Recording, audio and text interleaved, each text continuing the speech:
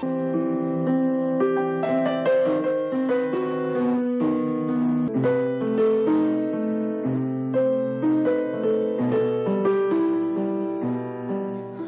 evening, ladies and gentlemen. I would like to welcome you to the 4th Annual President's Arts Awards.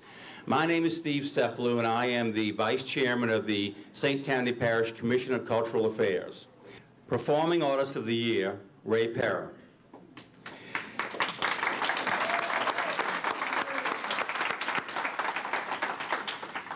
Recently, I found out from a reliable source that when our next recipient was born, he was wearing tap shoes. In fact, before he could crawl, he could tap, and he's been tapping his heart out ever since. When Ray Perra taps, he floats like a butterfly, and he's been tapping his way into our hearts and lives since the day he was born. Ray Perra's career began in the 1950s in New York City. Ray learned to dance watching his brothers and other acts performing during vaudeville shows in New York City.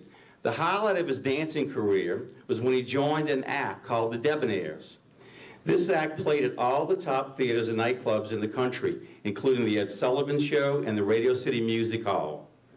Ray performed on Broadway and learned a little bit about comic timing, which anybody who's been on stage with him knows he is a perfectionist at comic timing. He learned from one-time roommate Buddy Hackett. Having had the pleasure of working with Ray, I can tell you that whenever he is involved in a production, he brings an air of professionalism to the entire production and the theater that he is involved with. That's why he's always in demand. He's been involved in productions at Playmakers, Slido Little Theater, North Star Theater, and way back when, before dinner theaters were the thing that everybody went to, he co-founded Minnie Capelli's original dinner theater in Old Town.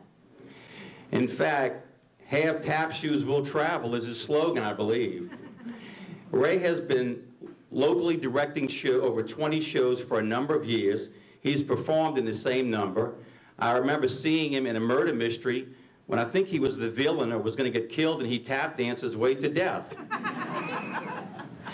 He has taught basic tap dance lessons and private instructions for years. My name is Ray Perra.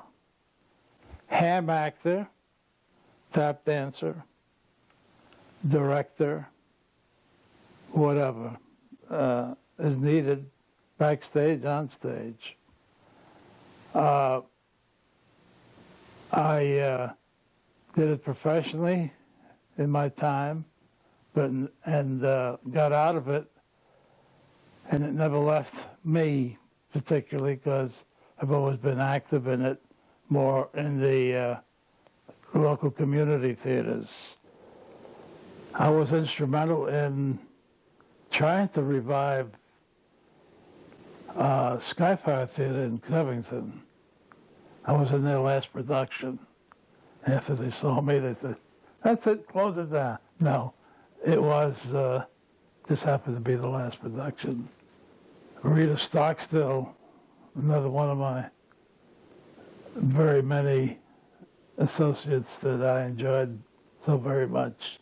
She was looking to do a burlesque show, and when I heard that, I had never met her up until that time. I said,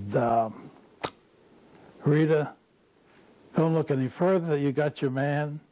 I said, "I'll help clean toilets if you need to, just to be able to work in a burlesque show." It's about one of my favorite, all-time favorites. When I was in high school, we used to play hooky. I was going to school about 10 blocks from Times Square, so I was right in the middle of things. And so we would play hooky, and we'd go see burlesque, young kids, wow, see all that skin and all. But it was fun, too. I mean, the comedy is what I loved. Phil Silvers and a lot of the people that I saw, that I since have tried to emulate in many ways. And so we did Burlesque by Request, she called it. And it was such a big hit that we did it a second time, second request. And then the third time, she called it North Shore Naughty, something like that. Ladies and gentlemen, Performing Artist of the Year, Ray Perra.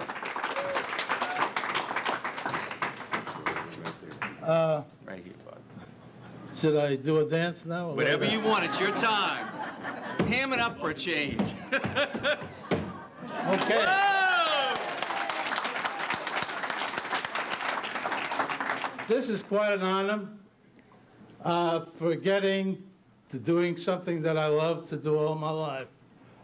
I had about 5 or 6 years of professional show business, but I had to get out because I had 3 little ones that liked to eat 3 times a day. And so I followed my brother's footsteps. They were both performers, vaudeville primarily, circus, they did acrobats too. They tried to teach me acrobats, I could never do it. I was too clumsy. But dancing was my thing, I loved it.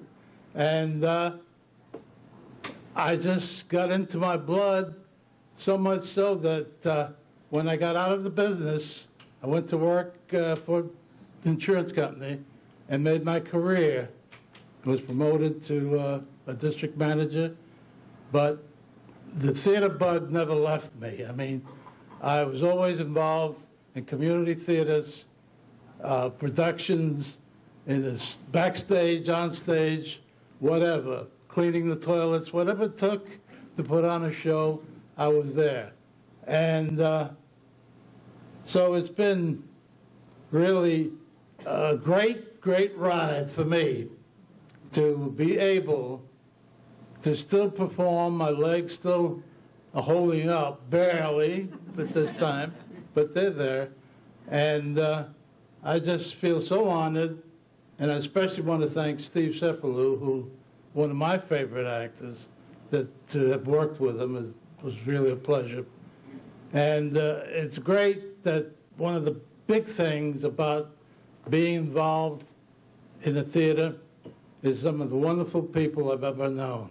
A lot of them are here tonight, and I really love them, the ones that showed up, and a lot of them that didn't show up. It's just been very fortunate, really, to have had a career in other than show business and still did what I wanted to do in spite of what I had to do.